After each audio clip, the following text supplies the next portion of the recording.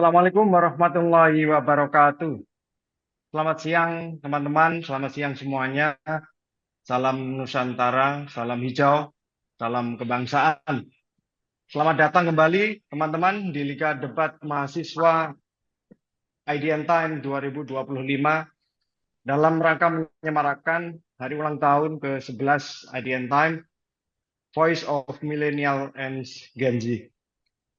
Liga Debat dengan tema keberlanjutan bumi di tangan Gen Z, yes or no, ini hadir kembali bertujuan memperkuat kemampuan berpikir kritis, argumentatif, keterampilan public speaking tentunya dari seluruh mahasiswa di Indonesia dari 16 kampus.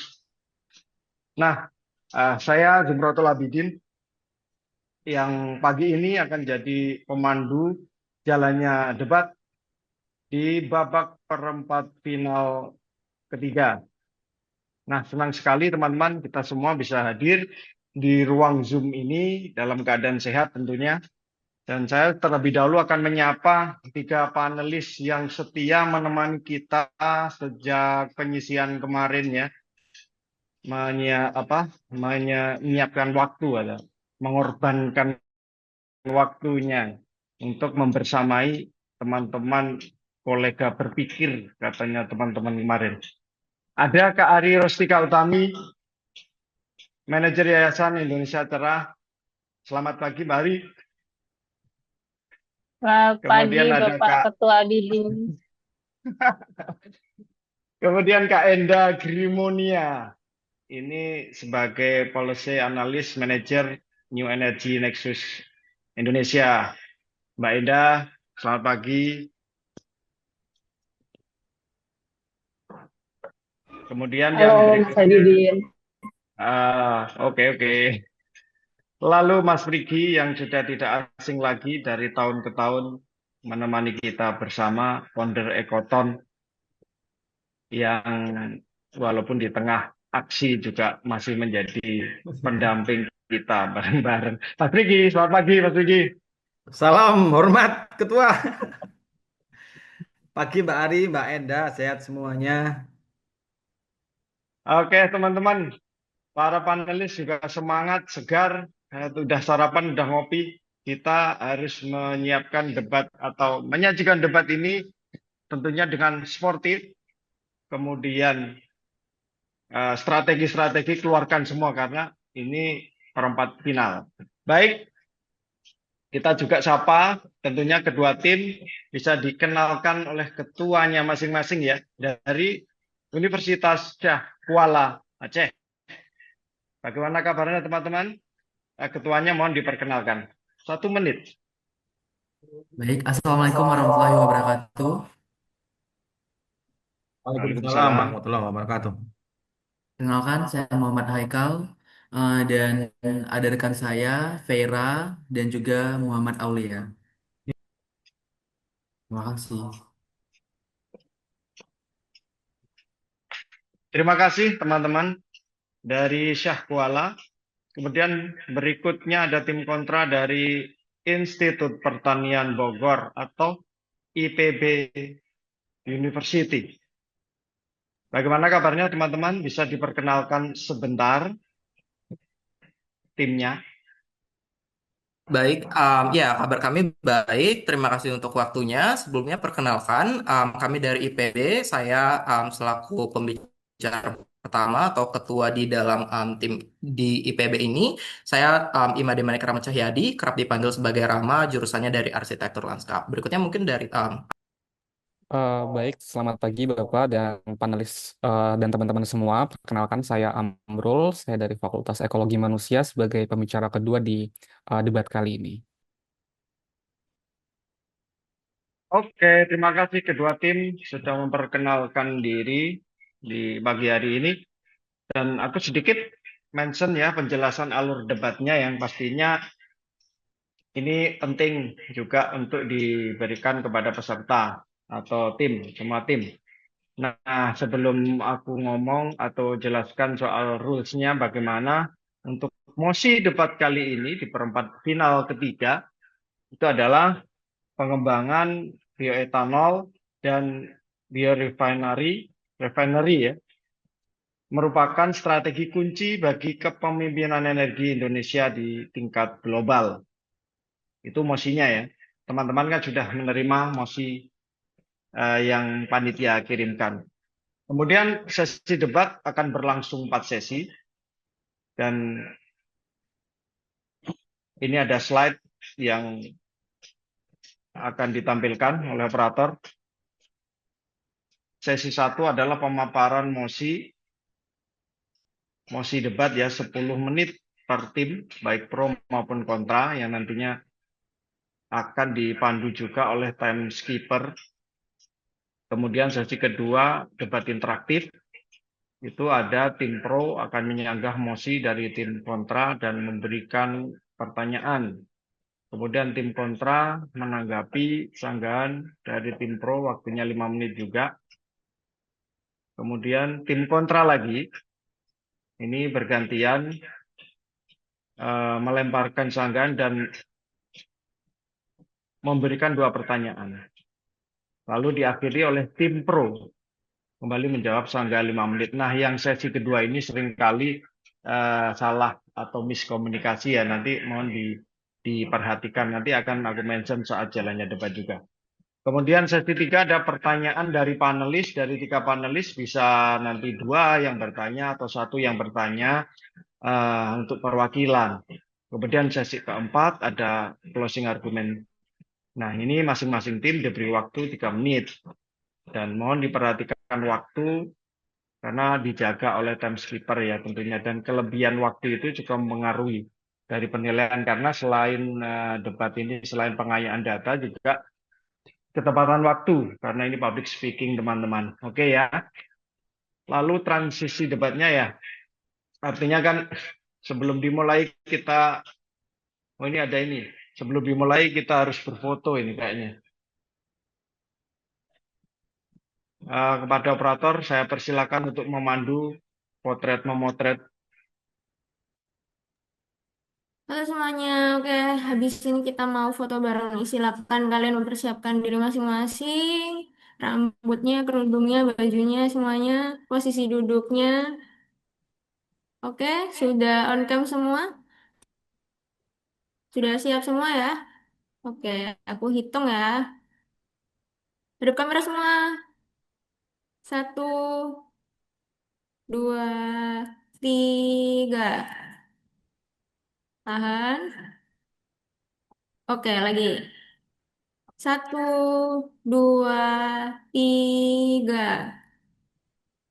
Baik, terima kasih. Terima kasih operator. Menyingkat waktu teman-teman. Match ya pagi hari ini antara Universitas Syah Kuala dan Institut Pertanian Bogor. Kita mulai. Teman-teman udah siap ya? Kalau sudah siap, sesi pertama tentang pemaparan mosi. Tim Pro Universitas Syah Kuala, silahkan menyampaikan mosi debat. Waktu 10 menit dimulai saat waktu menyala. Silakan. Udah kan waktunya. Baik, Assalamualaikum warahmatullahi wabarakatuh. Salam sejahtera untuk kita semua. Yang terhormat Dewan Juri, Moderator, dan rekan debat sekalian. Izinkan saya memulai dengan satu realita pahit terkait tentang meski Indonesia akan kaya sumber daya alam, kita masih bergantung pada energi impor. Padahal ketergantungan terhadap energi fosil tak hanya melemahkan kemandirian nasional, tetapi juga membebani anggaran negara dan membuat kita rentan terhadap krisis global. Oleh karena itu, kami dari tim Pro mendukung penuh mosi ini, karena pengembangan bioetanol dan bioenergi bukan sekedar alternatif energi, tetapi strategi kunci untuk kemandirian keberlanjutan dan posisi global Indonesia dalam peta energi dunia. Di sini, Indonesia tak cukup hanya jadi penonton di panggung energi dunia. Kami berdiri di sini ini percaya bahwasanya bioetanol dan bioenergi adalah kunci emas menuju kedaulatan dan kepemimpinan energi global dunia. Di sini saya akan memberikan 2 kata kunci. Yang pertama itu ada bioetanol, adalah bahan biomasa seperti tebu, jagung, singkong atau limbah pertanian lainnya. Kemudian yang kedua, bioenergi adalah konsep fasilitas industri yang mengelola biomasa menjadi berbagai macam produk.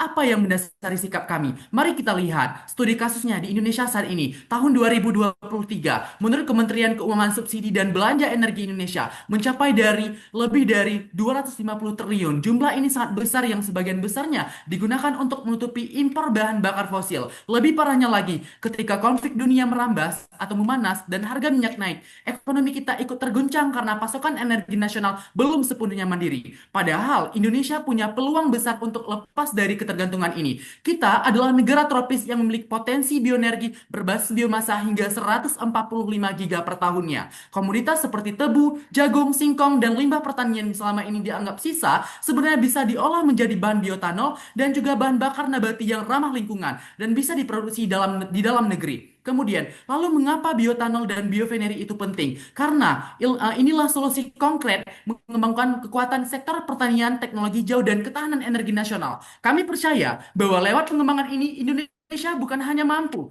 memenuhi energi sendirinya, tetapi juga menjadi pemimpin dalam transisi energi terbarukan di tingkat global. Data dari Kementerian Energi dan Sumber Daya Mineral pada tahun 2023 menunjukkan bahwasanya lebih dari 35% kebutuhan bahan bakar minyak Indonesia masih dipenuhi dari impor. Ketergantungan ini membuat kita rentan terhadap fluktuasi harga global dan kondisi geopolitik internasional yang tidak menentu. Bahkan subsidi ini energi Indonesia mencapai lebih dari 250 triliun per tahunnya, yang sebagian besarnya digunakan untuk menutupi harga impor bahan bakar fosil ini. Bukan hanya soal pengeluaran negara, tapi ini soal tentang kedaulatan negara energi nasional. Kondisi ini juga berimbas pada aspek lainnya, seperti seperti aspek ekonomi, lingkungan yang semakin mendesak. Secara ekonomi, kita melihat bahwasanya ketergantungan pada energi fosil impor membebani anggaran negara dan melemahkan daya saing industri dalam negeri karena biaya energi yang fluktuatif atau realitas mahal. Hal ini berdampak langsung pada inflasi dan pertumbuhan ekonomi yang kurang stabil. Dari sisi lingkungan, kita juga bisa melihat penggunaan bahan bakar fosil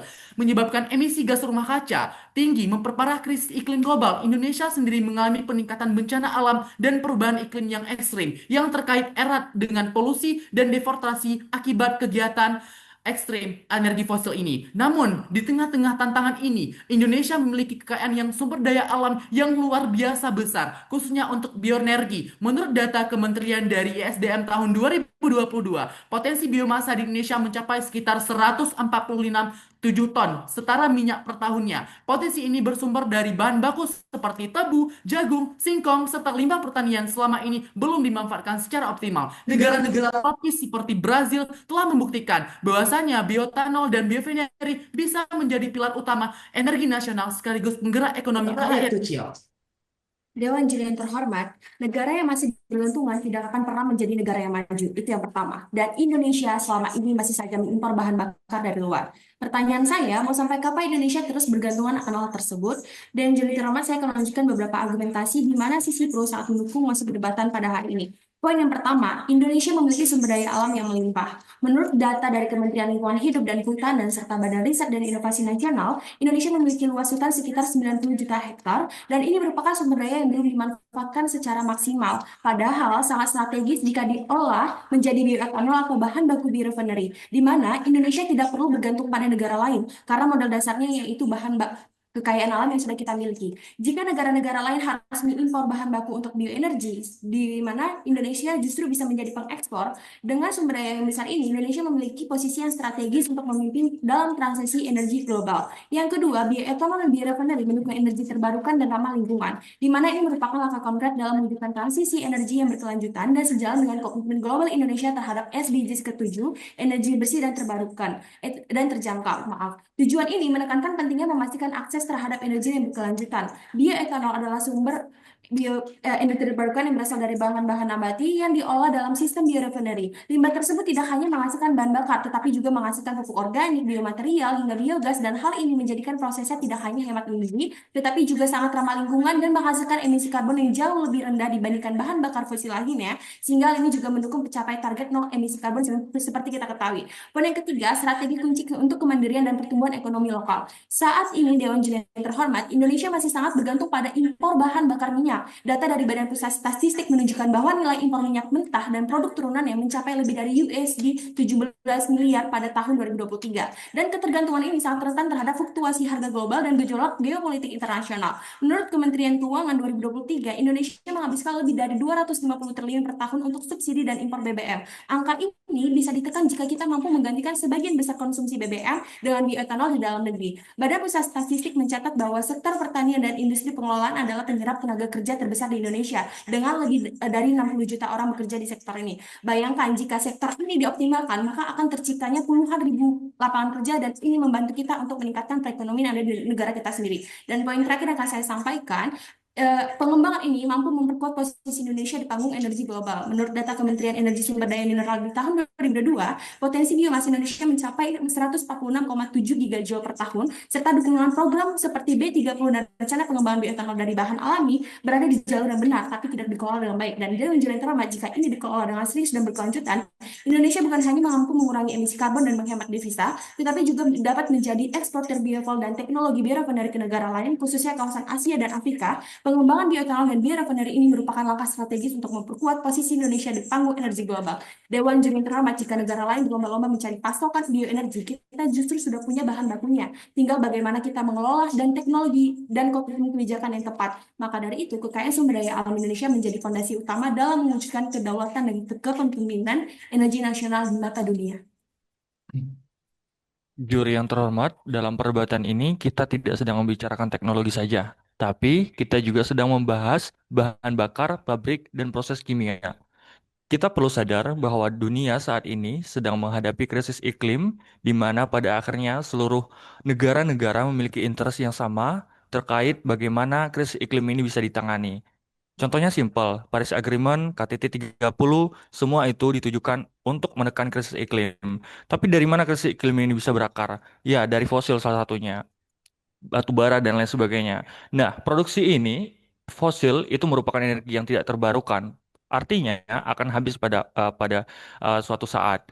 Kita ingin bahwa energi ini bisa dinikmati bukan hanya di masa kita, tetapi juga di masa yang akan datang. Dalam perdebatan ini, kita sedang membicarakan masa depan Indonesia, khususnya di mata dunia. Sebuah masa depan yang bebas dari ketergantungan energi fosil, sebuah masa depan di mana Indonesia tidak hanya menjadi pengguna, tapi menjadi pemimpin dalam peta energi dunia. Indonesia adalah negeri yang diberkahi. Sadar Juri bahwa kita memang betul adalah energi eh, bak negara kolam susu. Dari Sabang sampai Merauke, kita memiliki potensi biomasa yang luar biasa. Tebu, singkong, kelapa sawit, limbah pertanian, semuanya melimpah. Tapi pertanyaannya, apakah kita hanya akan menjadi ladang bahan mentah atau justru menjadi kekuatan industri energi berbasis hayati? Disinilah bioetanol dan biorefinery memainkan peran sentral. Bioetanol bukan sekedar bahan bakar. Ini adalah simbol kemandirian, ini adalah alat transisi menuju energi bersih, dan ini adalah sebuah bentuk komitmen kita sebagai negara yang mandiri akan energi bersih di masa depan. Kita tidak sedang bermimpi kosong, Juri yang terhormat. Tadi Haikal sudah menjelaskan, lihat Brasil dan juga negara-negara Eropa lainnya. Mereka sudah berhasil menerapkan bioetanol dan menekan angka penggunaan fosil secara signifikan. Misalkan di Brasil, menurut data yang kami dapatkan, lebih dari 40% konsumsi bensin nasional ditekan dengan penggunaan dari bioetanol. Juri, ada yang mengatakan bahwa Indonesia belum siap. Tapi kami katakan, kapan lagi kita akan siap kalau kita tidak mulai dari sekarang? Ini bukan tentang hanya energi, tetapi ini tentang masa depan Indonesia. Oleh karena itu, sekian terima kasih. Waktu habis. Baik, luar biasa penjelasannya dan keyakinannya bahwa sumber daya alam kita melimpah, tentu bisa swasembada energi. Nah, berikutnya teman-teman, langsung saja giliran tim kontra dari Institut Pertanian Bogor. Waktunya 10 menit setelah atau saat waktu menyala. Silakan.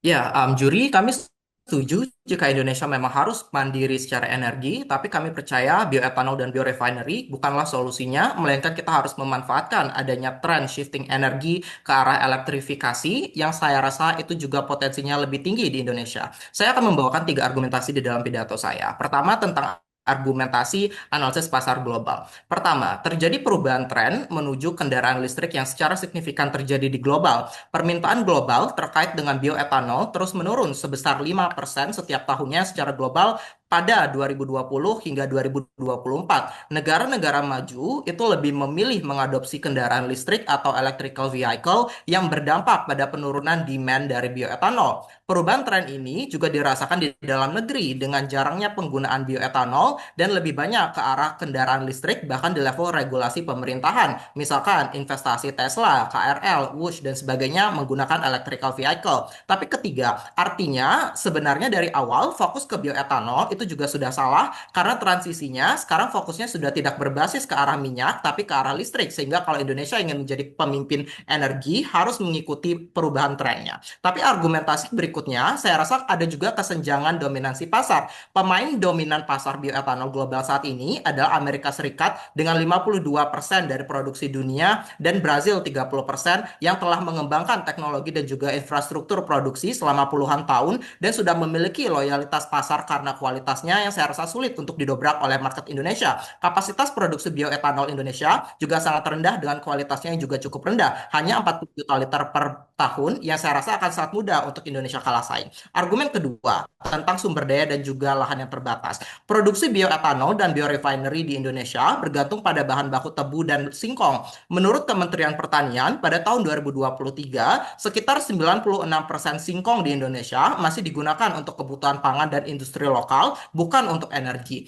Bahkan, sesederhana untuk mencapai target energi baru terbarukan yang ada di dalam negeri, sebesar 23% di tahun 2025, Indonesia harus memproduksi 3 juta kiloliter bioetanol yang memerlukan lahan tebu atau singkong tambahan hingga 500 ribu hektar yang ekuivalen dengan seukuran Pulau Bali atau Brunei Darussalam. Itu baru untuk dalam negeri. Bayangkan jika harus menjadi kepemimpinan energi di tingkat global, jumlah lahannya akan jauh lebih besar berkali-kali lipat dan dampak lingkungannya juga akan jadi lebih besar. Pada akhirnya, ini beresiko memperparah krisis pangan, menimbulkan konflik agraria, dan meningkatkan emisi dari perubahan tutupan lahan yang ada. Penolakan juga akan terjadi sangat besar, misalkan dari market Eropa, karena merasa bahwasanya ini merusak lingkungan sesignifikan itu yang akan mencegah Indonesia bisa menjadi pemimpin di pasar global yang ada. Bahkan kalau kita komparasikan, energi hijau di pembangkit listrik Indonesia jauh lebih baik. Kita memiliki banyak sekali potensi, sinar matahari yang besar, lalu air yang deras, geotermal yang juga kita miliki dan sebagainya, sehingga lebih baik untuk kita kembangkan. Tapi argumentasi ketiga tentang kendala pengembangan, saya rasa rendahnya minat investor itu juga terjadi di level global dan Indonesia. Di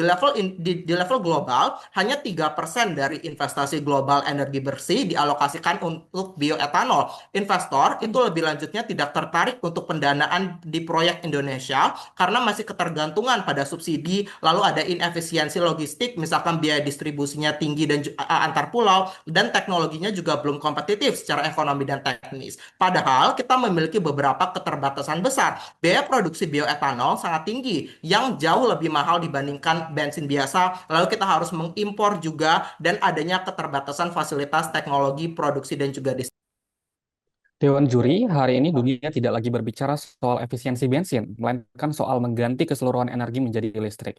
Ini terbukti melalui 3 agenda internasional. Di Paris Agreement, COP28 dan G20, negara-negara dunia berkomitmen untuk menurunkan emisi karbon dengan transisi ke energi bersih dan memilih memprioritaskan elektrifikasi transportasi.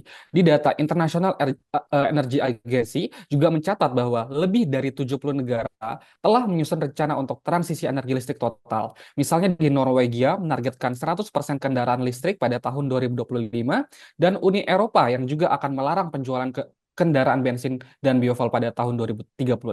Dari data dan premis ini menunjukkan ada 2 kesimpulan. Satu, pasar dunia sudah berpindah. Permintaan terhadap kendaraan berbahan bakar cair termasuk bioetanol sangat menurun drastis. Investasi internasional kini berfokus pada pengembangan baterai, sistem charging, dan sumber listrik bersih. Maka, jika Indonesia masih memaksakan pengembangan bioetanol, akan semakin sulit menarik investor karena industri global tidak lagi menganggap bahan bakar cair sebagai masa depan mereka. Tapi yang kedua, Kedua, jika kita masih fokus ke bioetanol yang notabene-nya adalah bahan bakar cair berbasis pembakaran, kita justru sedang melawan arus transisi yang sedang dilakukan, Juri. Karena bioetanol tetap menghasilkan emisi, tetap memerlukan mesin konvensional, dan tidak kompatibel dengan masa depan energi digital, otomatisasi, dan dekarbonasi total. Ini sudah menunjukkan kepada Anda bahwa tujuan tim Pro dari awal tidak sesuai dengan apa yang sudah diupayakan oleh global. Mungkin tim pemerintah, tim Pro bertanya mengapa Indonesia sebagai negara berkembang mampu untuk melakukan transisi listrik. Karena kita tidak memulai dari nol. Di status quo, Indonesia sudah meluncurkan program KBLBB dengan target 2 juta motor listrik dan 500.000 mobil listrik pada tahun 2030. Pemerintah juga sudah membangun lebih dari 600 SPKLU atau stasiun pengisian kendaraan listrik umum dan mengembangkan pabrik baterai listrik di Morawali dan Karawang. Energi listrik ini bisa dihasilkan oleh geotermal atau panas bumi yang sangat relevan transisi yang sedang dilakukan.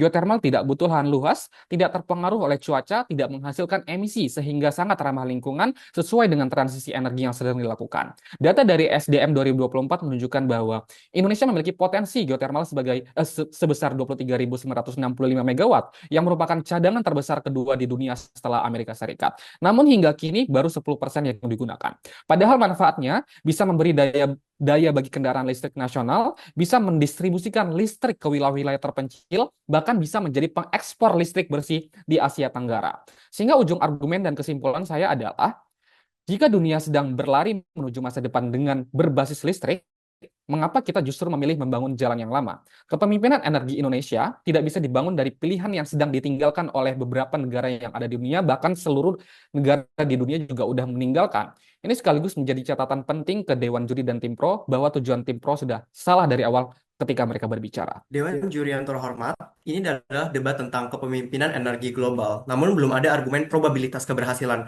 Hanya oposisi yang dapat membuktikan kenapa probabilitas untuk bersaing di EV akan menjadi kepemimpinan global. Sehingga kesimpulannya bisa terbagi menjadi dua tesis utama. Pertama, sekalipun bioetanol dan biorefinery mungkin bisa dikembangkan, mudaratnya tetaplah banyak. Oleh karenanya, kami merasa bahwa ada hal lain yang bisa lebih baik dilakukan, yaitu mendukung pengembangan transisi energi listrik yang sudah disepakati internasional yang metodenya bisa melalui banyak banyak opsi seperti optimalisasi energi surya dan panas bumi, optimalisasi geotermal sebab potensi dan keberhasilannya jauh lebih besar. Tapi yang kedua, ini yang paling penting. Justru bioetanol dan biorefinery sangat berbahaya jika dijadikan poros utama. Kami percaya bahwa pembangunan bioetanol bisa sebagai pelengkap dalam bauran energi, bukan sebagai poros utama. Karena jika dijadikan poros utama, ini membuat dua implikasi yang fatal. Pertama, sektor potensial lainnya akan diabaikan dan terbengkalai karena fokus pada potensi yang tidak memiliki pasar. Ini membuat Indonesia semakin sulit bersaing di kancah internasional, seperti bersaing pada penguasaan teknologi bersih seperti baterai EV, hidrogen hijau,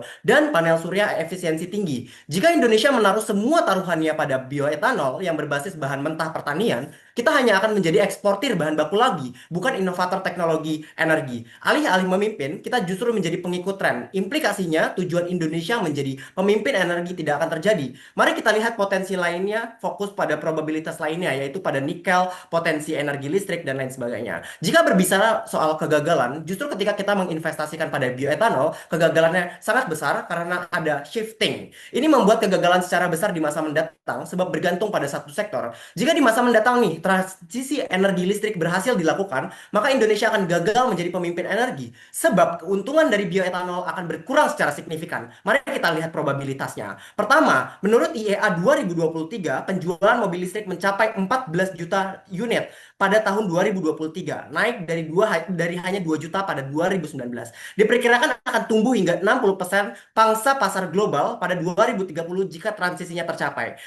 Sehingga ini membuktikan jika kendaraan listrik semakin dominan, maka kebutuhan akan bensin dan bahan campuran seperti bioetanol akan turun secara drastis. Tapi yang kedua, bioetanol umumnya dicampurkan ke dalam bahan bakar mobil konvensional. Bioetanol saat ini tidak bisa digunakan sendiri secara luas, hanya bisa menjadi campuran, misalnya 10% dari bensin. Kalau kendaraan listrik mendominasi, maka permintaan bahan bakar konvensional berkurang. Permintaan bioetanol juga otomatis akan berkurang. Kesimpulannya, bergantung pada bioetanol sangat beresiko sebab tingkat kegagalannya sangat besar. Inilah alasan mengapa menjadikan poros utama bukanlah langkah yang baik, oleh karenanya bangga menjadi oposisi.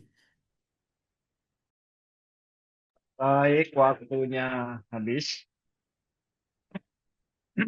Terima kasih dua tim sudah memaparkan dan memaparkan mosi dan juga argumentasi yang aku melihat dua tim ini punya visi besar bareng, meskipun berbeda, tapi visinya jelas bahwa soal energi di Indonesia.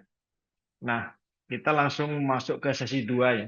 Sesi 2 ini sering bisa menjadi sesi yang panas karena masuk sesi debat interaktif. Untuk yang pertama, saya beri kesempatan untuk tim pro menyanggah mosi dan memberikan dua pertanyaan kepada tim kontra. Atau tim pro menyanggah argumentasi dari tim kontra dan juga memberikan pertanyaan. Dua pertanyaan kepada tim kontra. Waktunya 5 menit saat waktu menyala. Baik, terima kasih atas kesempatannya. Dewan juri yang terhormat, jika tim pro mengatakan bahwasannya bioetanol bukanlah hal yang lebih penting dibandingkan biolistrik ini seperti mereka sampaikan, dan saya akan menyanggah beberapa pernyataan dari pembicara satu maupun pembicara ketiga dari tim kontra. Dewan juri yang terhormat, yang pertama mereka mengatakan bioetanol mengancam ketahanan pangan. Dewan juri terhormat, sadarilah, tidak semua bahan baku bioetanol berasal dari pangan utama. Itu yang pertama. Indonesia justru memiliki potensi besar dari limbah pertanian. Dan menurut data Kementerian ESDM, di tahun 2022, sekitar 60% potensi bioenergi Indonesia berasal dari limbah pertanian dan perkebunan yang belum dimanfaatkan secara optimal. Seperti negara India dan Thailand telah membuktikan bahwa bioetanol dapat dikembangkan tanpa mengorbankan ketahanan pangan. Yang kedua, biorefinery mahal dan tidak efisien. Dewan juri yang terhormat, biaya awal pembangunan memang tinggi, namun investasi ini bersifat jangka panjang dan strategis. Pemerintah sudah mulai membuka peluang investasi swasta dan kerjasama global untuk pengembangan teknologi. Mengapa investor sangat sulit atau istilahnya sangat rendah di bidang bioetanol ini? Karena apa? Karena ini belum kita kelola dengan baik, Dewan juri yang terhormat. Tapi coba kita fokus dan kita kelola baik, ini bahkan menjadi investasi-investasi jangka panjang, dan ini juga menarik investor supaya lebih bisa berinvestasi terhadap bioetanol. Pada tahun 2022, PT Pertamina dan BUMN lainnya sudah merintis kilang bioenergi di Dumai dan di Calalap dengan dukungan dana dari luar melalui program Energy Transmission Mechanism. Dan itu adalah bukti bahwasannya bioetanol sangat-sangat berpotensi untuk kita dukung. Dewan juri yang terhormat, mereka mengatakan bahwasannya biolistrik itu lebih tinggi atau berkompeten dibandingkan bioetanol.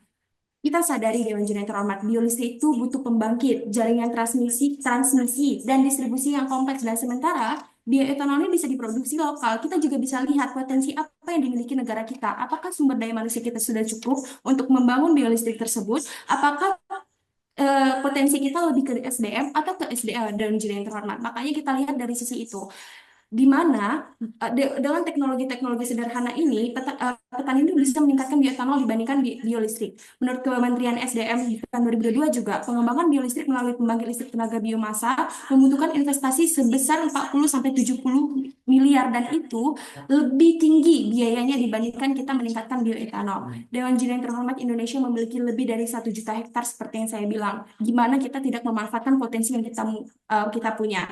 Menurut laporan Badan Lintang Pertanian juga, Indonesia memiliki potensi lebih dari 2,3 juta ton limbah singkong per tahun yang itu tidak dikelola dengan baik. Tapi kalau kita kelola dengan baik, kita bisa mampu menghasilkan bioetanol yang membantu kita di berbagai aspek, salah satunya ekonomi. Dewan juri yang terhormat, teknologi biorefinery ini bukan hanya bergantung pada bahan pangan utama. Ini membuat kita menarik investor, meningkatkan perekonomian, dan hal lainnya yang lebih bermanfaat dibandingkan biolistrik. Oke, baik juri, masuk ke pertanyaan. Dari tim kontra tadi, saya ingin memberikan pertanyaan terkait bagaimana peluang ini bisa mungkin terjadi di negara kita.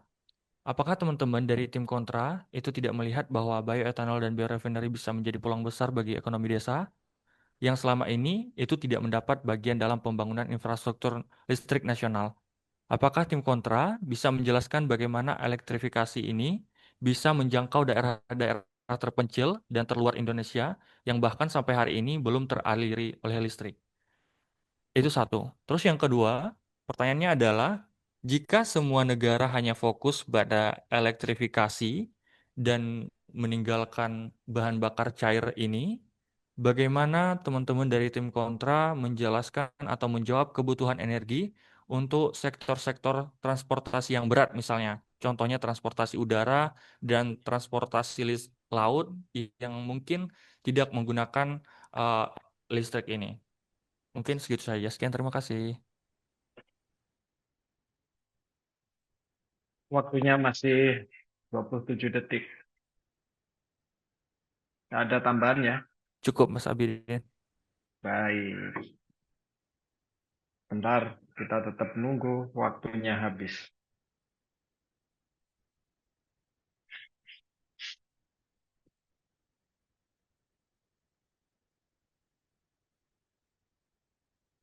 Oke, waktu habis. Tapi di tempat saya nggak bunyi tadi ya. Oke, teman-teman berikutnya langsung ke tim kontra menanggapi sanggahan dan menjawab dua pertanyaan. Tadi ada dua pertanyaan sudah dicatat ya. Soal peluang bioetanol, apakah bisa menjelaskan efektifikasi menjangkau desa-desa atau elektrifikasi maksudnya. Elektrifikasi ini bisa menjangkau desa-desa pelosok. Terus jika semua negara fokus elektrifikasi, bagaimana menjawab transportasi berat. Nah, bisa langsung tim kontra saya berikan kesempatan dimulai saat tanda waktu menyala. Baik, jika Pro membahas kalau kita mempunyai surplus komoditas, saya akan membantahnya dengan dua analisis. Pertama, bahan baku bioetanol itu pastinya berasal dari komoditas pangan dan akan mengganggu kestabilan dari pangan. Alasannya adalah karena bioetanol itu dibuat dari gula, pati, dan juga karbohidrat seperti tebu, jagung, dan juga singkong. Padahal, menurut BPS pada tahun 2024, Indonesia masih mengimpor lebih dari 3 juta ton gula dan jagung untuk pakan yang menunjukkan bahwa komoditas ini bahkan belum cukup untuk pangan apalagi untuk energi. Artinya jika bahan baku bioetanol ini diprioritaskan, stok pangan nasional bisa berisiko berkurang dan harga pangan bisa berubah jadi naik dan dampak ekonominya akan menjadi lebih tinggi. Analisisnya bisa dipertimbangkan dari analisis supply dan demand. Tapi kedua, saya rasa penggunaan limbah pertanian juga tidak semudah yang bisa dikira oleh tim pemerintah, oleh tim pro. Bioetanol dari limbah itu misalkan dari jerami padi, tongkol jagung, atau ampas tebu memang tidak bersaing langsung dengan pangan, tetapi teknologinya jauh lebih rumit dan juga mahal. Limbah tersebut mengandung selulosa dan juga lignin, artinya butuh teknologi pre-treatment dan juga enzim khusus untuk diubah menjadi gula fermentasi. Menurut IEA Clean Energy Teknologi Guide 2023, teknologi ini masih dalam tahap demonstrasi dan tidak layak secara ekonomi tanpa subsidi besar. Artinya, distribusi limbahnya ini juga tidak bisa didapatkan. Dan saya rasa distribusi limbah ini juga tidak terpusat dan bersifat musiman, membuatnya jadi tidak stabil untuk menjadi sumber bahan baku industri. Contohnya, jerami padi di satu desa hanya tersedia saat panen dan biaya pengangkutannya ke pabrik bioetanol jauh lebih mahal daripada nilai energinya itu sendiri, sehingga dampaknya akan jadi lebih buruk. Saya akan merespon terkait argumen tim pro yang mengatakan bahwa listrik itu tidak merata ke daerah-daerah pelosok. Kami justru ingin mengingatkan tim pro bahwa infrastruktur kelistrikan Indonesia saat ini sudah sangat kuat dan sudah sangat merata.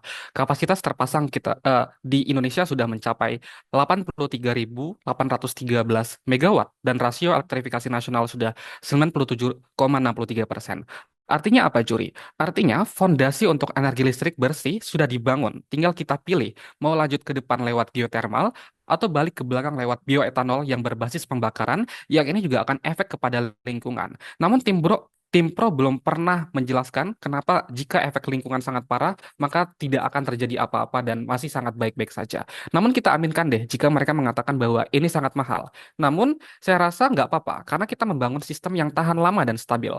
Setelah pembangkit listrik sudah beroperasi, biaya operasional geothermal jauh lebih murah dan efisien dibanding produksi bioetanol yang terus-menerus menghabiskan lahan, air, pupuk, dan distribusi logistik. Terlebih ini juga bergantung dengan cuaca. Tapi terkait lapangan kerja yang dihasilkan terbatas dan rentan, kata tim pro. Saya rasa industri bioetanol itu masif dan bersifat padat modal, bukan padat karya. Karena pabrik modern memakai otomatisasi tinggi dan sedikit tenaga kerja terampil. Dan lapangan kerja pertanian seperti tebu singkong juga musiman dan bergantung pada harga komoditas dunia.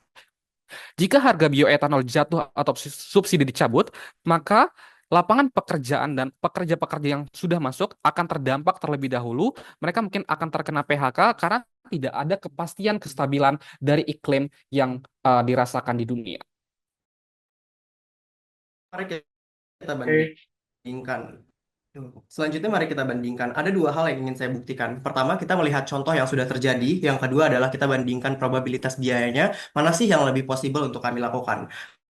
Kita lihat dari pengalaman negara lain yang menunjukkan resiko nyata. Krisis pangan global 2007 2008 yang sebagian dipicu oleh lonjakan produksi biofuel dari jagung di AS dan tebu di Brazil. Itu adalah menunjukkan kegagalan. Harga pangan global melonjak karena bahan baku pangan dikunci oleh bioenergi. FAO dan World Bank memperingatkan bahwa biofuel dari pangan adalah ancaman ketahanan pangan jika tidak dibatasi dengan ketat. Ini menunjukkan bahwa sudah ada yang melakukannya terlebih dahulu dan terbukti gagal. Dibandingkan dengan potensi EV, banyak negara yang sudah berhasil dan kita bisa mengikuti mereka, seperti Norwegia, Jerman, dan lain sebagainya. Tapi yang kedua, mari kita bandingkan dalam hal probabilitas dana yang lebih mungkin dilakukan. Pembicara saya sudah membuktikan, tapi saya akan membuktikan secara lebih real, secara bukti. Perlu diketahui, biaya produksi bioetanol di Indonesia saat ini berkisar 10.000 sampai 12.000 per liter, menurut KLHK 2022. Jauh lebih mahal dibandingkan biaya listrik dari panas bumi yang hanya 700 perak sampai 1.000 per kWh, yang dilansir dari Pertamina Geothermal Energy. Ini berarti dalam probabilitas keberhasilan, fokus pada panas bumi lebih mungkin dan lebih efisien. Sehingga ini menjadi dua pertanyaan. Pertama, kenapa di sisi lawan probabilitasnya lebih mudah dilakukan? Tapi yang kedua, kenapa dari segi pengalaman di sisi lawan akan jauh lebih baik? Karena kami sudah membuktikan bahwa di sisi kita sudah terjadi fakta yang real sudah ya. Atas semua alasan tersebut, bangga menjadi oposisi. baik teman-teman, cukup sengit ya. Dua visi besar yang tetap kekeh saling bertarung. Nah, ini berikutnya adalah masih tim kontra nantinya ya. Masih tim kontra karena tadi belum memberikan pertanyaan. Tetapi di sini tim kontra akan menyanggah mosi dari tim pro dan kemudian memberikan dua pertanyaan kepada tim pro. Nah, waktunya 5 menit ya. Waktunya 5 menit. Dimulai tanda waktu menyala.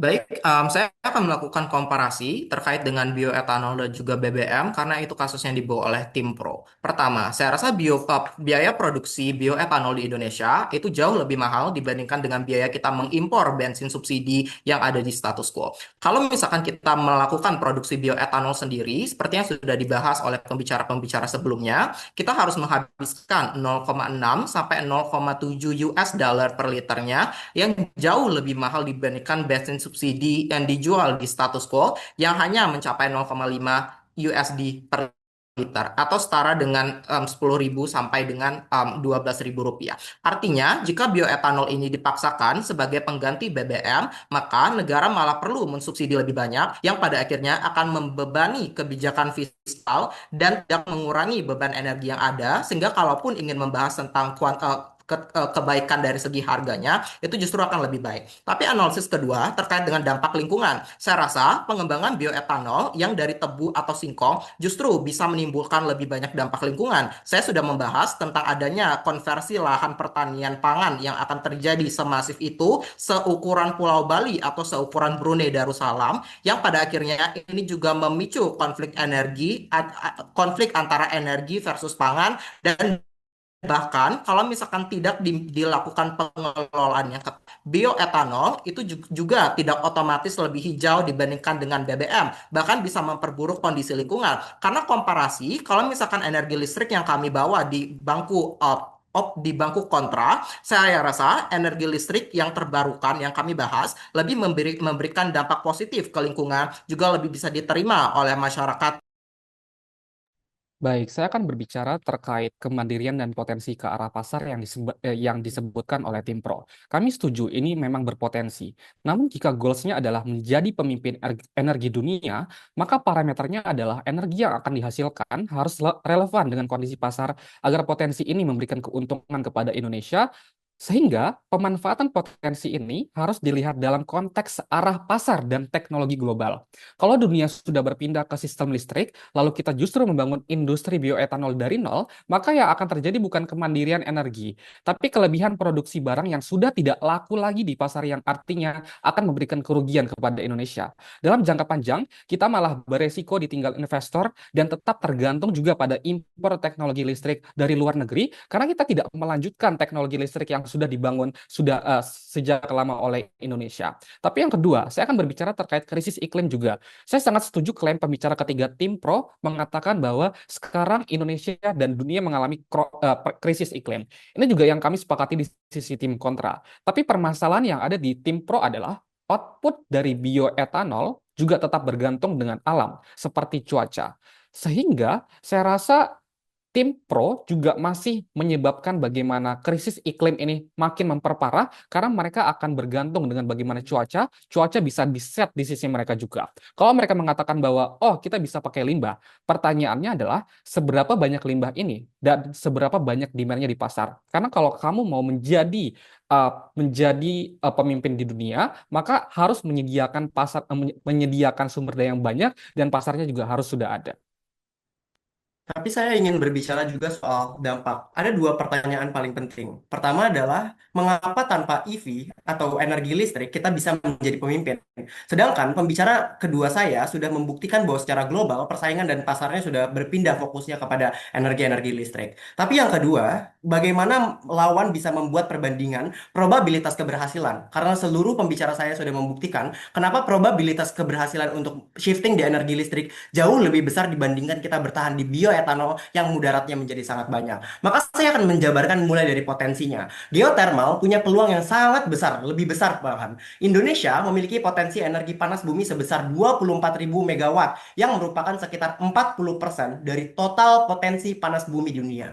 Namun, pemanfaatannya baru mencapai sekitar 11% atau 2.600 megawatt menurut Kementerian Energi dan Sumber Daya Mineral atau ESDM RI. Ini membuktikan bahwa sebenarnya kemungkinan atau probabilitas ekspansinya jauh lebih besar ketika kita fokus pada hal-hal seperti pembangunan panas bumi atau geothermal. Hal ini jauh lebih baik daripada dengan penimbangan tiga hal. Pertama, dari segi produk energinya benar-benar bersih, tidak menghasilkan emisi dalam operasionalnya. Kedua, dari level infrastrukturnya juga sudah memadai. Indonesia sudah memiliki lebih dari 14 unit PLTP, pembangkit listrik tenaga panas bumi yang beroperasi aktif. Sehingga kesimpulannya adalah secara probabilitas kami menang. Baik, luar biasa teman-teman. Pendirian masing-masing tim sangat clear ya. Dan ini bisa dinilai oleh panelis sejak sekarang di debat interaktif ini. Nah, langsung ke tim Pro ya.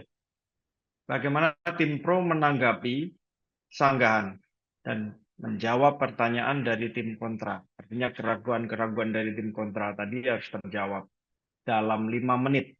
Ini menanggapi sanggahan dan menjawab pertanyaan dari tim kontra selama 5 menit. Waktunya setelah atau saat waktu menyala. Silakan. Dewan juri yang terhormat, jika tim lawan mengatakan bahwasannya bioetanol dan biofuel ini merupakan bukan hal yang lebih berpotensi dibandingkan biolistrik di negara kita bisa lihat Dewan juri yang terhormat, apakah benar bioetanol itu mahal atau justru kita belum cukup berani mengembangkan teknologinya secara massal.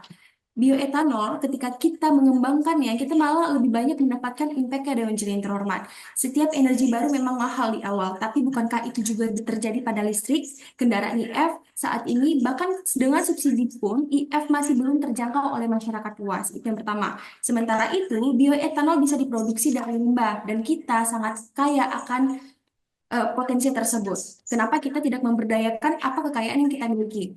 Dewan Juri yang terhormat, kami sepakat bahwa energi harus ramah lingkungan, tapi mari kita luruskan. Bioetanol bukan menembang hutan. Bioetanol generasi kedua berasal dari limbah, bukan dari lahan baru. Jadi di mana letak kerusakan lingkungan yang mereka maksud? Justru biorefinery modern berfungsi untuk mengurangi limbah organik, mengurangi emisi karbon, dan bisa menghasilkan beberapa produk limbah yang bermanfaat untuk kita. Yang bisa ini adalah bagian dari solusi lingkungan dan bukan menjadi masalah. Itu yang saya sampaikan. Dan mereka mengatakan bioetanol tidak sesuai dengan tren global, investor akan pergi dan investor tidak tertarik dengan bioetanol tersebut. Kita pertanyakan lagi, apakah kita hanya menjadi pengikut tren atau kita ingin menciptakan tren baru dari kekuatan kita sendiri dengan kekuatan potensi yang dimiliki negara kita sendiri. Investor sejati tidak hanya mencari tren, mereka mencari stabilitas potensi jangka panjang dan sumber daya kuat, dan Indonesia punya itu. Mengapa mereka tidak tertarik sekarang? Karena kita belum memberdayakan bioetanol secara full. Dewan Juri yang terhormat, sumber biomasa melimpah, tenaga kerja lokal, dan kebutuhan energi domestik yang besar itu akan membuat investor-investor yang tadinya tidak tertarik menjadi tertarik. Brasil sukses menjadi pemimpin dunia dalam bioetanol karena apa? Karena mereka memberdayakan apa yang mereka punya. Semua energi terbarukan berasal dari alam, tapi bedanya bioetanol berasal dari siklus hidup yang pendek dari tanaman dari limbah yang bisa tumbuh dan diperbarui. Bandingkan dengan batu bara dan minyak, itu karbon yang terpendam jutaan tahun lalu dan dilepaskan dalam hitungan detik. Dengan manajemen keberlanjutan, bioetanol menjaga keseimbangan karbon, bukan merusaknya. Dewan Juri yang terhormat, apakah kepemimpinan energi hanya berarti siapa yang paling banyak punya mobil listrik, atau apakah kepemimpinan berarti siapa yang paling mampu memanfaatkan potensi lokal untuk menciptakan solusi mandiri untuk negaranya sendiri? Indonesia tidak perlu mengekor atau tidak perlu mengikuti negara lainnya. Karena apa? Karena sumber daya manusia kita pun juga masih sangat kurang dibandingkan dengan negara-negara maju yang lainnya. Kita tidak harus menunggu mobil buatan luar. Kita punya sawit, tebu, jerami, sisa panen, dan kita punya rakyat yang siap memproduksi energi sendiri. Kita bisa lihat, dengan kita memproduksi hal tersebut, kita juga bisa meningkatkan SDM yang ada. Jika mereka mengatakan bahwasannya bioetanol lebih merugikan, kita bisa lihat Dewan Juri yang terhormat, menurut data yang saya dapatkan dari menurut data yang saya dapatkan dari kementerian, bahwasannya pengguna mobil listrik itu hanya sedikit, dan pengguna kendaraan yang membutuhkan bahan bakar itu 90%, 95%. Dan itu membuktikan bahwasannya kita harus meningkatkan bahan bakar yang lebih ramah lingkungan, yaitu bioetanol. Mungkin pertanyaan selanjutnya akan dijawab oleh beberapa rekan saya. Baik, izin juri. Eh, tadi tim kontra bertanya bagaimana akhirnya tanpa EV kita bisa menjadi pemimpin dunia. Eh, Jawabannya adalah kenapa ketika kita ingin memimpin, kita harus meniru negara-negara lain. Faktanya, ini sejalan dengan apa yang diinginkan oleh negara karena ini sesuai dengan komoditas yang kita miliki, kekuatan yang kita miliki. Kuncinya ada pada hilirisasi. Ini yang selalu disampaikan oleh pemimpin kita, bukan? Apakah kepemimpinan hanya soal teknologi yang mahal dan kendaraan mewah? Tentu tidak. Pada hakikatnya, kebutuhan akan transisi energi, kebutuhan yang mendesak akan krisis iklim itu merupakan tanggung jawab keseluruhan orang, dan ini harus menjadi inklusif di semua kalangan, bukan hanya pada orang-orang yang mampu untuk menggunakan tenaga listrik tersebut. Ini yang kita mau. Karena dengan bioetanol artinya Anda akan memanfaatkan lahan-lahan atau mungkin akan ya memanfaatkan limbah-limbah yang tidak terpakai, dan ini merupakan energi yang terbarukan, juri. Artinya ini nggak akan habis. Artinya Anda nggak akan jadi uh, generasi yang egois. Anda akan memikirkan masa depan negara, generasi yang akan datang, karena pada akhirnya energi-energi ini bakal bisa terbarukan dan ya digunakan di masa yang depan. Terima kasih. Waktu habis. Terima kasih teman-teman, dan kedua tim bisa merenggangkan. Kita kasih tepuk tangan. Dua tim luar biasa.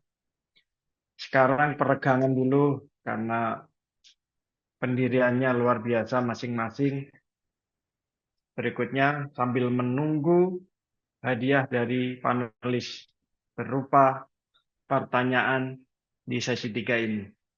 Nah, panelis akan memberikan pertanyaan kedua tim, baik tim pro maupun kontra, dan masing-masing panelis boleh memberikan pertanyaan atau bisa diborong perwakilan dari panelis. Waktunya dipersilakan pada para panelis, Mas Eh, Riki dan kawan-kawan. Terima Monggo. kasih, Mas Bidin. Menarik sekali ya. Banyak sekali informasi-informasi yang dikemukakan dan argumen-argumen yang menurut saya semua apa ya, berdasarkan data dan ini sangat memperkaya pemahaman kita tentang bioetanol, kemudian energi alternatif lainnya gitu. Saya ingin bertanya di kelompok pro ya. Ada masalah serius terkait dengan pengembangan bioetanol. Salah satunya adalah dampak krisis air dan krisis pangan gitu. Memang diakui kita akan membutuhkan banyak lahan dalam upaya pengembangan bioetanol. Jadi mungkin bisa dijawab ya terkait dengan bagaimana Anda bisa mengatasi atau memberikan solusi terkait dengan dampak krisis air dan krisis pangan akibat pengembangan bioetanol. Untuk tim kontra, saya menarik dengan tadi ya pilihan tentang kalau pilihan tentang mobil listrik sudah banyak kita bahas di babak penyisian yang pertama itu ya. Mungkin teman-teman dari PP juga apa ya membahas isu ini gitu ya.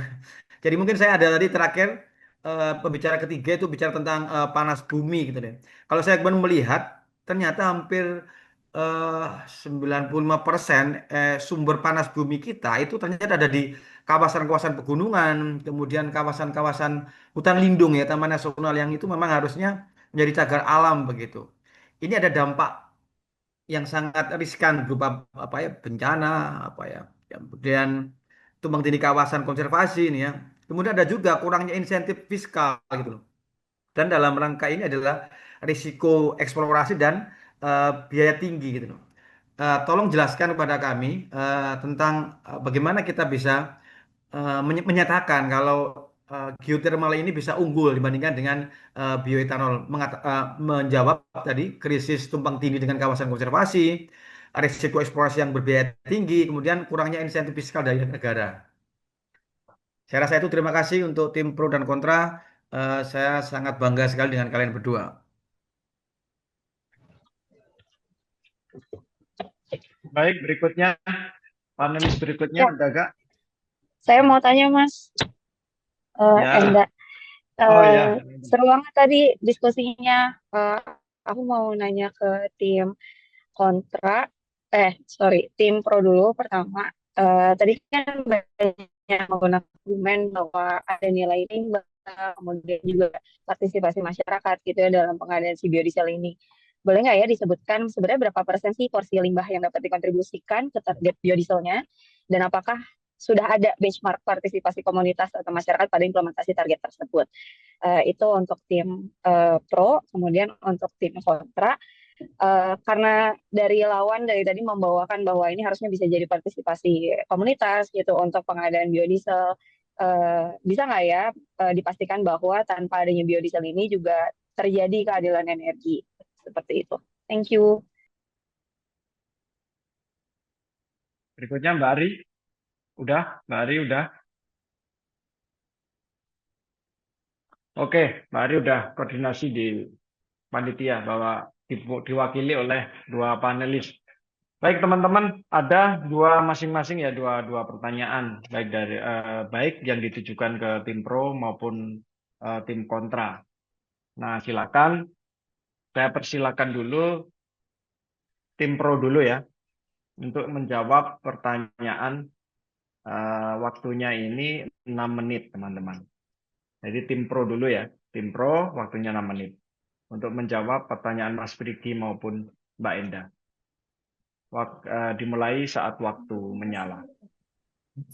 Baik, terima kasih atas pertanyaannya. Tuduhan bahwa bioetanol menyebabkan krisis air dan pangan seringkali terlalu disederhanakan. Faktanya, kami justru mendorong pengembangan bioetanol generasi kedua yang berbahan dasar limbah pertanian, bukan dari pangan utama seperti beras atau jagung. Artinya, kita tidak mengambil dari lahan pangan, tetapi memanfaatkan sisa hasil panen yang selama ini dibuang percuma-percuma saja. Soal air, teknologi modern seperti irigasi, tetes, dan pemrosesan efisiensi sudah tersedia dan bisa digunakan untuk menghemat air dalam produksi. Pemerintah juga bisa menetapkan zonasi produksi agar tidak tumpang tindih dengan lahan pangan atau wilayah krisis air. Jadi, alih-alih menciptakan krisis, pengembangan bioetanol justru bisa jadi solusi pengelolaan limbah dan energi terbarukan yang ramah lingkungan. Asalkan dilakukan dengan perencanaan dan regulasi yang tepat, dan kami tim Pro yakin bahwasanya Indonesia mampu menjalankan secara cerdas dan bertanggung jawab.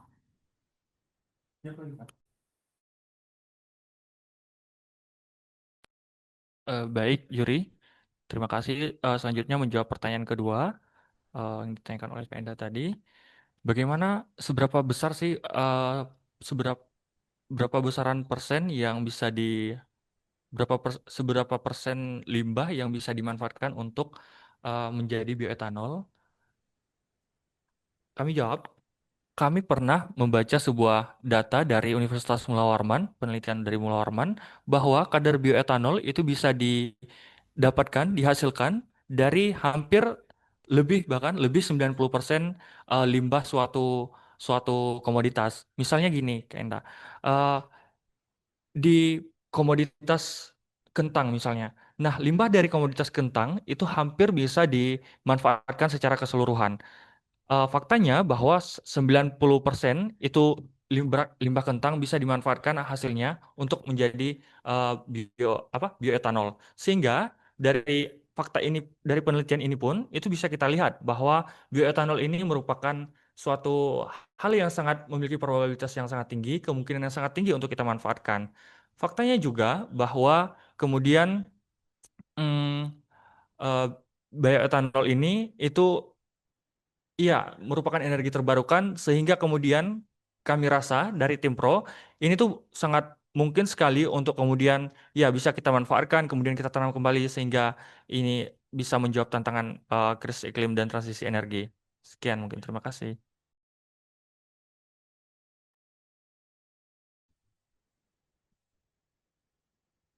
Silakan, ada tambahan dari timnya, masih banyak waktunya.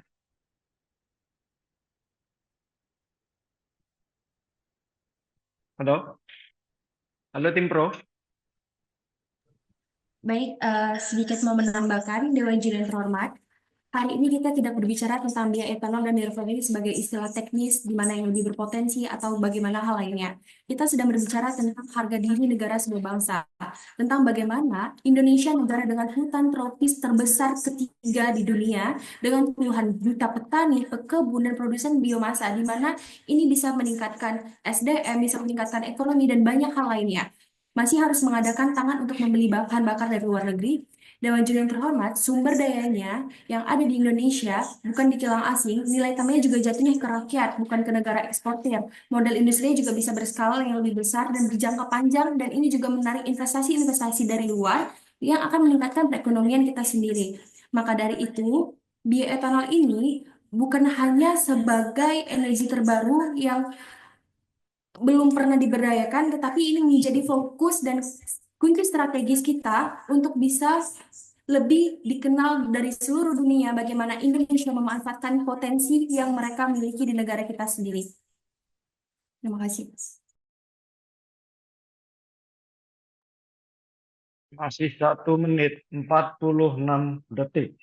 Bisa dimanfaatkan. Baik, terima kasih Mas Abidin. Mungkin sedikit meyakinkan juri lagi bahwa ya dari fakta penelitian yang dilakukan oleh Universitas Mula Warman tadi, kita bisa lihat juri bahwa di salah satu komoditas saja, di komoditas kentang saja, segitu besar yang bisa dimanfaatkan. Bayangkan jika kita lihat kita bisa manfaatkan di mungkin komoditas-komoditas lain seperti misalkan tebu, jagung, dan juga eh, sekam padi misalnya. Ini tentu menjadi peluang yang sangat besar mengingat Indonesia itu merupakan negara yang sangat ya kuat akan standar pangannya dan lahan dan lain sebagainya. Ini tentu tentu bisa kita manfaatkan juri. Oleh karena itu, atas alasan-alasan tersebut, kami rasa bioetanol dan biorefinery ini menjadi jawaban yang sangat uh, kunci strategis untuk kita sebagai Indonesia menuju kemajuan dan ya menjadi pemimpin energi di kancah dunia. Sekian, terima kasih. Baik, terima kasih teman-teman. Nunggu waktu benar-benar berbunyi, tinggal beberapa detik. Oke, teman-teman kita lanjut untuk dilempar langsung ke tim kontra ya. Waktunya sama, 6 menit. Dimulai, ada 2 pertanyaan tadi ya dari dua panelis. Waktunya 6 menit, dimulai setelah tanda waktu menyala. Silakan.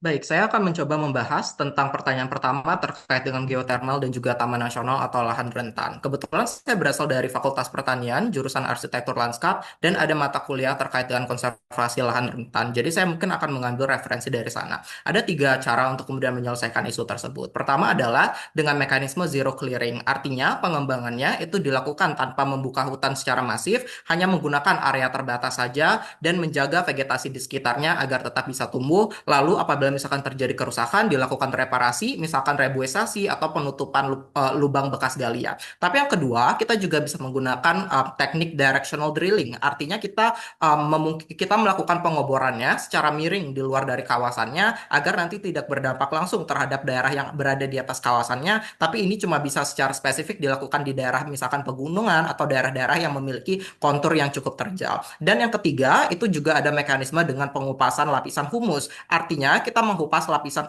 humus yang paling atas, kita pindahkan, lalu nanti kita akan melakukan pengoboran agar nanti daerah yang humusnya itu juga tidak tercampur dengan daerah lapisan batuan yang ada di bawahnya, sehingga tidak mengganggu tidak mengganggu ekosistem yang ada, lalu nanti setelahnya kita tambah lagi lapisan humus tersebut. Contoh ini sudah digunakan di daerah sekitar IPB, contohnya di proyek geothermal Gunung Salak di dekat kampus, yang juga saya rasa tetap berdampingan dengan hutan konservasi tanpa ada deforestasi besar-besaran. Tapi solusi yang kedua adalah tentang kewajiban AMDAL dan juga perizinan yang ketat. Seluruh proyek geothermal di Taman Nasional wajib menyusun AMDAL atau analisis dampak lingkungan dan mendapatkan izin dari pertama KLHK dan yang kedua dari ESDM. Di mata kuliah saya itu juga dibahas tentang proses eksploitasi sumber daya di area rawan. Itu juga wajib memberikan misalkan pertama kajian risiko longsor, erosi dan juga hidrogeologinya agar nanti bisa dicegah melalui mekanisme-mekanisme tertentu. Dan yang kedua, menyusun rencana pemulihan ekosistem dan juga restorasi vegetasinya sehingga nanti tidak merusak secara langsung di daerah tersebut. Itu dia upaya-upaya yang bisa digunakan untuk mencegah kerusakan lebih lanjut dari geothermal itu. Saya lanjutkan untuk pertanyaan yang kedua, terkait keadilan energi. Keadilan energi artinya semua elemen masyarakat bisa merasakan atau mengakses hal ini. Ini mungkin juga sejalan dengan klaim tim pro yang mengatakan bahwa energi listrik adalah harganya mahal. Jawaban kami adalah harga kendaraan listrik memang mahal, tapi itu harga awalnya saja. Karena di status quo, pemerintah Indonesia telah meluncurkan berbagai insentif untuk mendorong adopsi kendaraan listrik ini agar dapat terjual di masyarakat. Ada 4 bukti bahwa pemerintah sudah mengupayakan keadilan energi agar bisa aksesibel untuk masyarakat. 1, ada terkait subsidi pembelian mobil listrik. Potongan harga sebesar 7 juta untuk pembelian sepeda motor listrik baru atau konversi dari motor berbahan bakar fosil dengan kuota 200.000 unit pada tahun 2023. Tapi yang kedua, ada insentif pembelian mobil listrik dari pemerintah yang memberikan bantuan sebesar 70 juta untuk setiap unit mobil listrik yang memenuhi kriteria tertentu, seperti tingkat komponen dalam negeri atau TKDN minimal 40%. Atau yang ketiga, sudah ada pembebasan dan pengurangan pajak di beberapa daerah yang memberikan pembebasan ini dan bea cukai balik nama kendaraan bermotor atau BBNKB untuk kendaraan listrik yang ini juga akan memudahkan mereka untuk dapat membeli. Tapi bukti yang keempat adalah pemerintah sudah menargetkan pembangunan 2.400 stasiun pengisian kendaraan listrik umum di seluruh Indonesia pada tahun 2025 sehingga untuk pengisian dayanya itu sangat mudah untuk diakses oleh masyarakat, terlebih juga sudah ada subsidi sehingga juga harganya juga akan jauh lebih murah. Kesimpulannya adalah energi listrik tetap aksesibel bagi masyarakat karena Indonesia sudah memiliki infrastruktur kelistrikan yang kuat dengan kapasitas pembangkit sebesar 83.813 megawatt dan rasio elektrifikasi mencapai 97,63%. Sehingga pengembangan energi baru seperti geothermal bisa langsung masuk ke jaringan distribusi yang sudah ada tanpa membebani masyarakat dengan biaya tambahan yang besar. Sehingga kesimpulannya bisa ditarik menjadi 2. Apa yang kami sudah buktikan? Pertama, pertanyaan mengenai geothermal, bagaimana cara agar tidak merusak cagar alam. Pembicara pertama saya telah membuktikan dengan berbagai akses, misalnya pemilihan lokasi yang bijak menggunakan kajian AMDAL, desain infrastruktur yang ramah lingkungan, pengelolaan limbah dan emisinya, perlindungan biodiversitas, dan lain sebagainya yang memungkinkan cagar alam tidak akan rusak. Tapi pertanyaan kedua mengenai keadilan energi. Pembicara kedua berhasil membuktikan kenapa proyek energi listrik ini akan menjadi aksesibel. Teknologi ditambah dengan bukti-bukti di status quo, misalnya harga panel surya yang turun lebih dari 80% dalam 10 tahun terakhir. Atau yang kedua, infrastruktur desentralisasi yang tidak butuh jaringan besar. Teknologi off-grid atau microgrid memungkinkan listrik tersedia di daerah terpencil tanpa perlu jaringan PLN utama. Ini membuktikan kenapa secara akses jauh lebih besar dan sangat mungkin untuk masyarakat luas bisa merasakannya. Terakhir, kenapa kami menang dalam hal partisipasi juga? Selain itu juga dari segi partisipasi masyarakat bisa mulai melakukan lewat berbagai macam metode. Misalnya pertama, masyarakat setempat sering punya pengetahuan tradisional dan pengalaman terkait kondisi alam, cuaca, budaya lokal, dan resiko lingkungan. Informasi ini penting dalam perencanaan mitigasi resiko dan pemeliharaan. Disitulah masyarakat bisa ikut melakukan kontribusi sehingga partisipasi masyarakatnya pasti jauh akan lebih besar. Tapi yang kedua, masyarakat juga memiliki legitimasi dan keberhasilan proyek. Partisipasi masyarakat membangun kepercayaan dan penerimaan sosial atau social license to operate. Proyek yang ditolak masyarakat rawan konflik, protes, bahkan bisa menjadi gagal total. Disinilah masyarakat pasti akan berpartisipasi dan akan melakukan penerimaan karena rawan konflik jika mereka ditolak. Tapi yang ketiga, ada kewajiban oleh regulasi. Di Indonesia ada UU Lingkungan Hidup dan UU Minerba serta aturan AMDAL mewajibkan pelibatan masyarakat dalam proses perencanaan Waktu proyek. habis. Oleh karenanya, Bangga.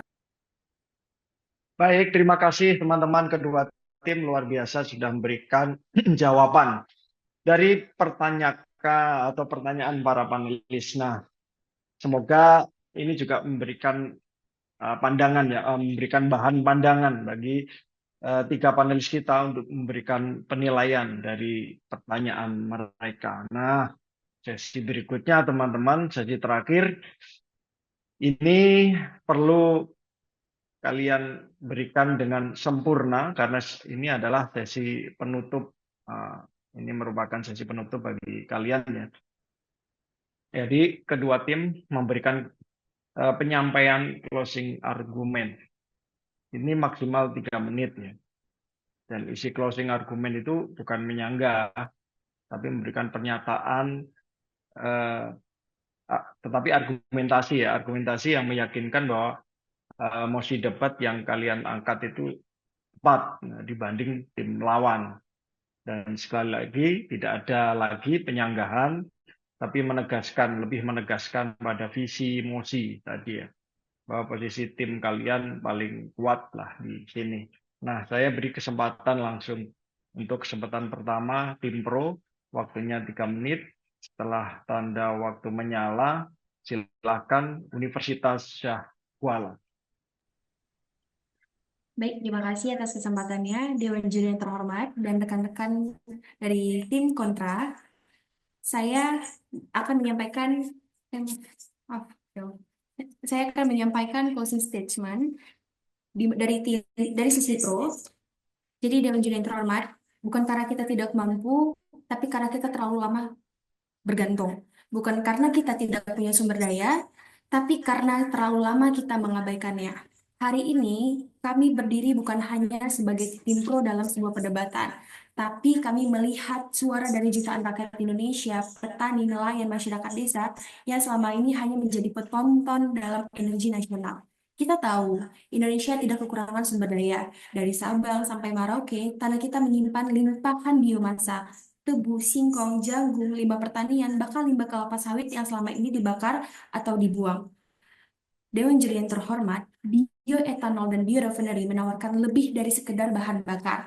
Ini adalah jalan menuju kemandirian energi, keadilan sosial, dan keberlanjutan lingkungan. Ini adalah jembatan dari ekonomi yang bergantung menjadi ekonomi yang berdaulat. Dari bangsa yang membeli energi menjadi bangsa yang menghasilkan energi untuk diri kita, untuk diri bangsa ini, dan bahkan untuk dunia. Kami tidak mengatakan bahwa bioetanol adalah satu-satunya solusi, tapi ia adalah bagian yang sangat penting dan yang tidak tergantikan dari strategi nasional kita. Karena apa? Karena kita memiliki potensi yang sangat besar di hal tersebut. Bukan pesaing bagi energi lain, tapi penguat dalam pembaruan energi di masa depan. Mungkin kita bisa berbicara tentang apa yang kita bisa mulai hari ini di desa-desa dengan rakyat untuk rakyat, karena energi index bukan hanya soal siapa yang lebih berkompeten, tapi juga siapa yang bisa merasakan manfaatnya. Dewan juri yang kami hormati, jika Indonesia ingin dikenal bukan hanya sebagai konsumen, tapi juga sebagai pemimpin dalam transisi energi global, jika kita juga ingin mengakhiri sejarah panjang impor BBM dan kebocoran devisa nasional kita, dan juga jika kita sungguh ingin memberi tempat bagi rakyat dalam panggung energi dunia, maka bioetanol dan biorefinery lah adalah jawaban yang kita butuhkan bukan jalan yang pintas, tapi arah yang benar. Bukan solusi yang instan, tapi strategi yang berakar. Dan hari ini kami dari sisi pro sangat mendukung mosi perdebatan hari ini di mana pengembangan bioenergi dan bioteknologi dan juga refinery strategi kunci bagi kepemimpinan energi Indonesia di tingkat global. Karena hari ini bukan hanya tentang bagaimana kita melihat, tetapi tentang bagaimana kita bisa meningkatkan dan memenangkan bangsa kita sendiri. Terima kasih.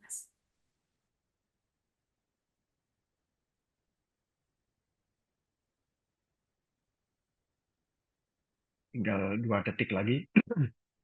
Baik, waktu habis. Luar biasa dari closing statement dari tim Pro Universitas Syah Kuala. Nah, sekarang waktunya saya juga memberikan kesempatan pada tim kontra Institut Pertanian Bogor untuk menyampaikan closing statementnya atau closing argumentasinya dan waktunya 3 menit. Nah, tentunya seperti tadi tidak ada penyanggahan. Waktu diberikan saat waktu menyala. Silakan. Baik, Dewan Juri, kami masih percaya dan berpegang teguh pada argumentasi kami bahwasanya pengembangan bioetanol dan juga biorefinery tidak boleh dijadikan strategi kunci bagi kepemimpinan energi Indonesia di tingkat global. Kami sudah membuktikan beberapa analisis. Analisis pertama kami sudah membuktikan tentang bagaimana di global ada perubahan tren menuju kendaraan listrik sehingga pada akhirnya akan sulit untuk Indonesia bisa masuk ke dalam pasar tersebut. Tapi kedua, juga adanya kesenjangan dominansi pasar sehingga apabila Indonesia ingin menjadi pemimpin di bidang bioetanol akan sangat sulit karena kita harus mengalahkan Amerika Serikat dengan produksinya sampai 52% produksi dunia atau Brasil sampai 30% produksi dunia yang kami juga bahkan sudah mengkomparasikan angka dari produksi bioetanol Indonesia masih sangat rendah, hanya sekitar 40 juta liter per tahun saja. Tapi intinya ini bukan tentang bagaimana kita itu meniru dan sebagainya, tapi tentang demand yang ada. Kalau misalkan kita ingin menjadi pemimpin, kita harus melihat apakah ada pasar yang ingin membeli, demand menjadi prasyarat, dan itulah kenapa argumentasi kami juga menjadi prasyarat. Selain itu, kami juga sudah menjelaskan tentang ada sumber daya dan lahan yang terbatas dan dampaknya juga kami sudah membahas tentang kendala pengembangan misalkan rendahnya minat investor dan juga biaya produksi yang juga sangat mahal. Tim kontra sudah menunjukkan bahwa bioetanol bukanlah strategi menjadi pemimpin energi Indonesia. Karena kita sudah membuktikan kepada Dewan Juri dan teman-teman tim pro tetap menghasilkan emisi, mengorbankan lahan pangan yang berbalik arah atau bertentangan dengan arah global yang hari ini sudah berpindah ke energi hijau, yaitu energi listrik. Sementara itu, geothermal energi yang kita miliki melimpah, menghasilkan listrik bersih, stabil tanpa emisi, dan sepenuhnya sejalan dengan program kendaraan listrik dan pembangunan baterai nasional yang sudah dibangun oleh pemerintah. Kami punya infrastruktur listrik, kami punya subsidi pemerintah, kami punya pasar global yang siap menyerap energi bersih. Yang kami butuhkan hanya satu, yaitu arah transisi yang produktif. Kami menang atas 2 hal, Juri. Satu, di sisi lingkungan kami menang karena kami tidak Ya, kami sudah membuktikan bahwa ini tidak menghasilkan emisi, tapi yang kedua, di sisi pasar kami juga menang karena kami sudah membuktikan bahwa ini adalah tren yang sudah ada di global.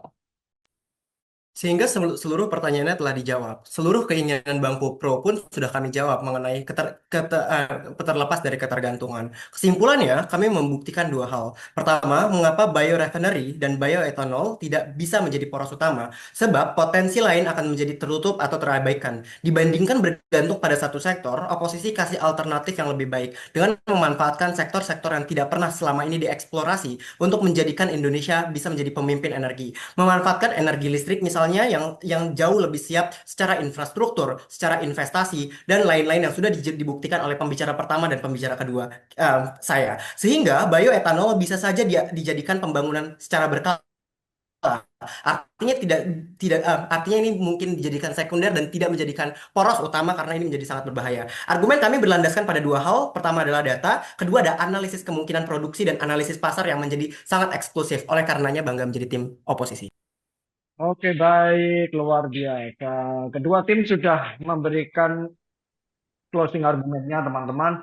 Dan selanjutnya kita akan memberikan waktu tentunya kepada 3 panelis kita untuk memberikan penilaian dari sesi perempat final ketiga ini ya. Dan para peserta boleh menunggu di waiting room Zoom kita nanti sekitar 10 menit lah. Dan panelis dibantu panitia akan melakukan penilaian dan memberikan penghitungan nilai untuk kalian. Selanjutnya saya serahkan ke operator.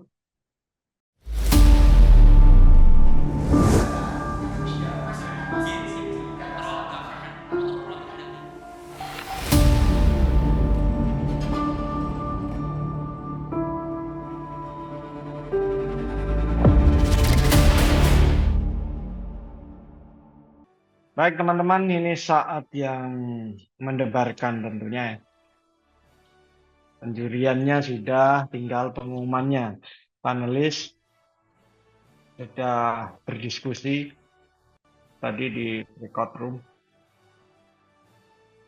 Nah, sekarang saya berikan sepenuhnya kepada panelis untuk mengumumkan siapa pemenang debat dan siapa yang layak melaju ke semifinal di babak perempat final 3 kali ini.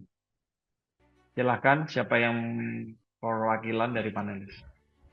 Ya, dari saya Mas Abidin. Selamat siang teman-teman. Seru banget tadi debatnya dan menarik banget gitu cara menyampaikan argumennya dan juga udah banyak gitu yang diberikan poin-poinnya, udah banyak menyentuh ke isunya juga. Dari hasil diskusi kami di tim panelis, ini lumayan selisihnya agak lumayan jauh. Kami melihat beberapa evaluasinya adalah bagaimana cara menyampaikan argumen dengan sistematis, gimana cara referensi, sebanyak apa referensi yang bisa disampaikan, dan kami memutuskan untuk tim pro dari Universitas Yahkuala mendapatkan skor di 239 dan tim kontra dari Institut Pertanian Bogor mendapatkan skor di 246. Jadi selamat ke tim IPB bisa lolos ke semifinal dan tetap semangat untuk tim Universitas Yahkuala. Terima kasih.